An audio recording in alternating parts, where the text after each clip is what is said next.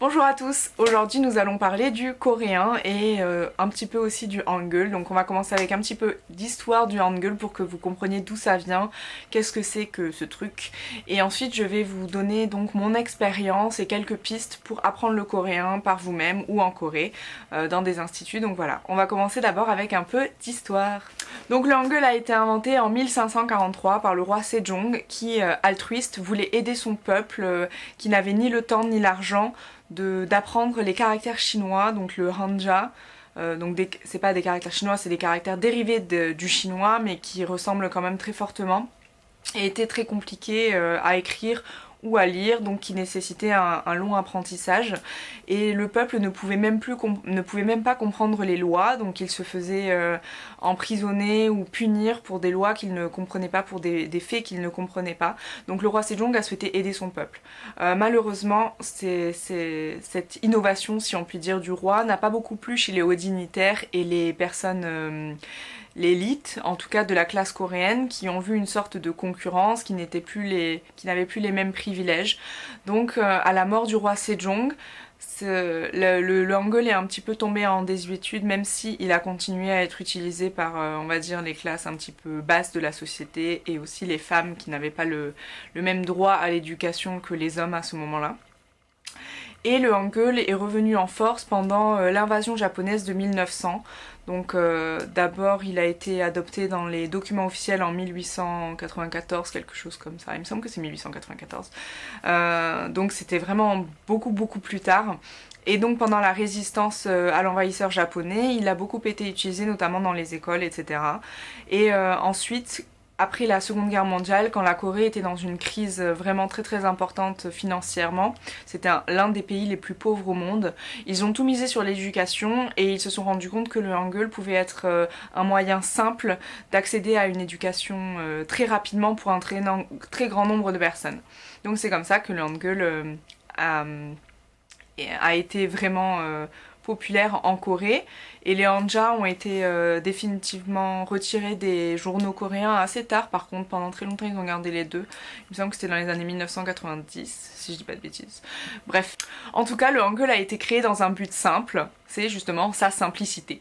Donc il y en a beaucoup qui me disent oui mais comment tu fais pour lire ça, ça a dû être difficile d'apprendre à écrire, à lire. Non, pas du tout, puisque le roi Sejong a réussi à créer quelque chose qui peut s'apprendre en moins de 2 heures selon ses dires, et je suis assez d'accord avec lui.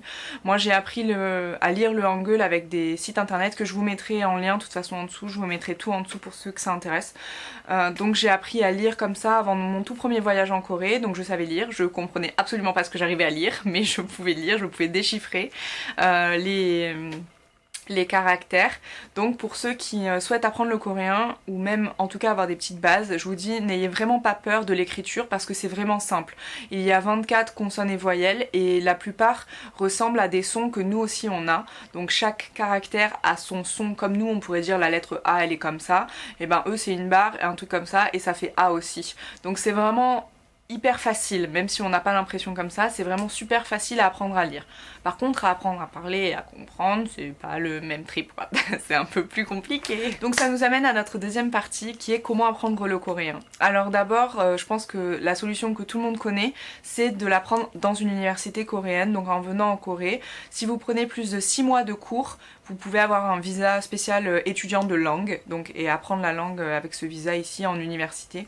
Donc c'est assez cher, hein. Par exemple Sogang, comme Yonsei, comme Ewha Women's University, c'est, je pense, elles font partie des universités les plus connues pour apprendre le coréen, et c'est 1 650 000 won le semestre, donc un semestre fait 3 mois.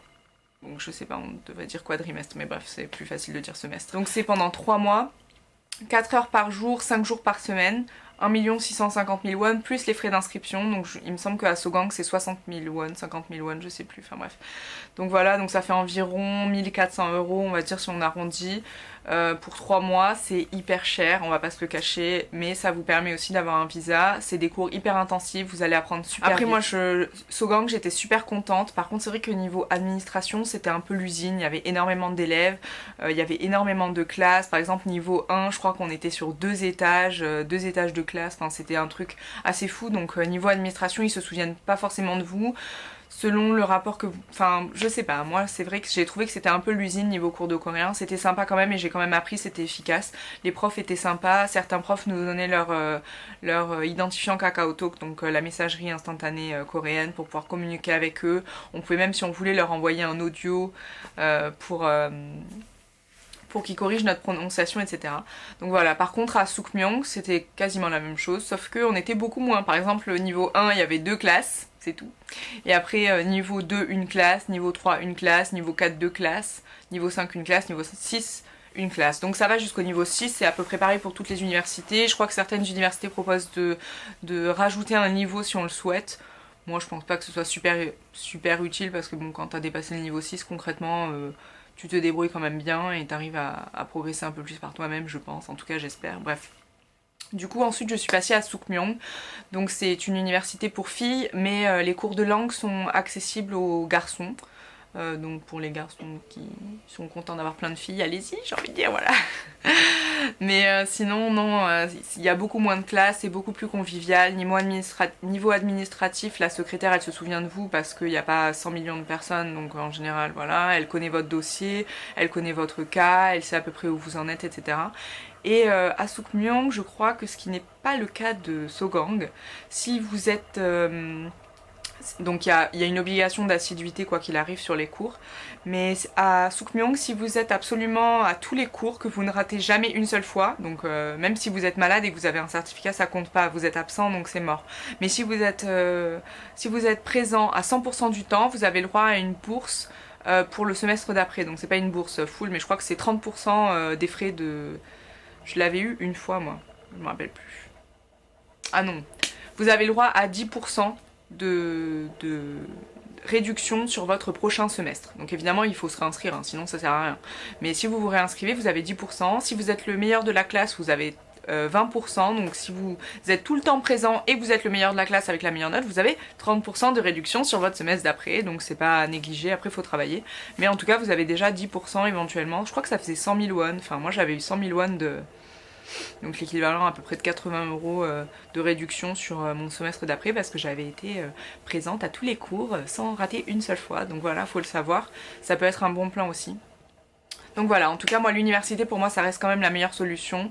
Onéreuse certes, mais j'ai appris super vite le coréen quoi.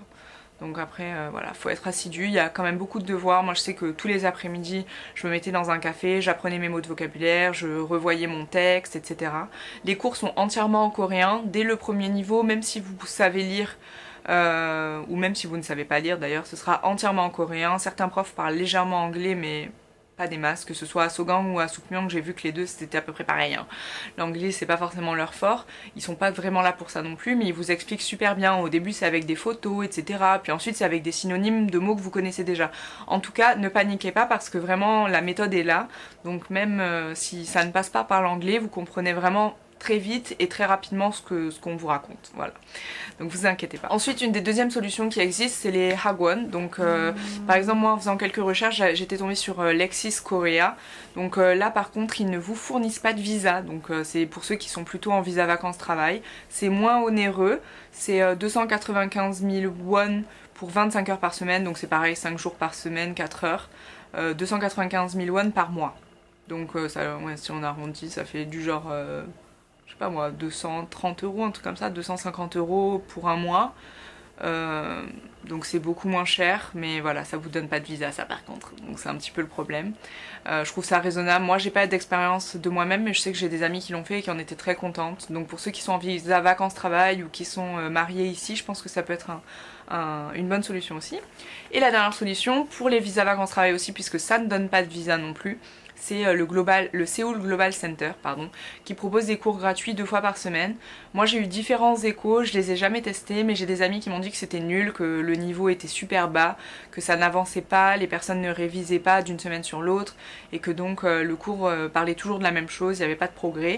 Et il y en a d'autres qui m'ont dit qu'ils en étaient super contents, que non ils avaient progressé, que comme c'était gratuit, ben ça valait le coup, et que enfin bref, donc je pense que c'est à vous de tester si vous n'avez pas trop de sous, que vous voulez quand même progresser un petit peu, que vous êtes là en visa vacances-travail, ou alors pareil que vous êtes là pour d'autres raisons mais que vous avez déjà un visa et que vous aimeriez apprendre un petit peu le coréen, c'est une solution aussi. Voilà.